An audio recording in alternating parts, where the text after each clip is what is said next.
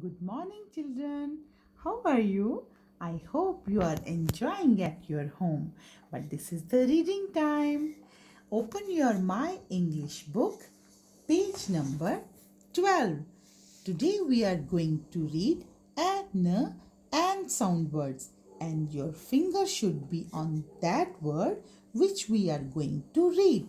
So let's start reading.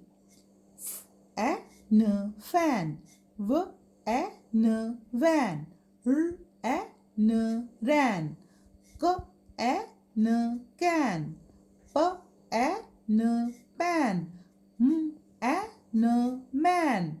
Once again we will read it.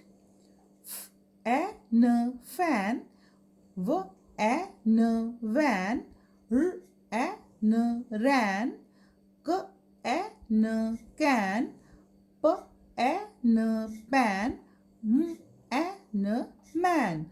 Now read it again and again and do lots of practice at home. Bye bye.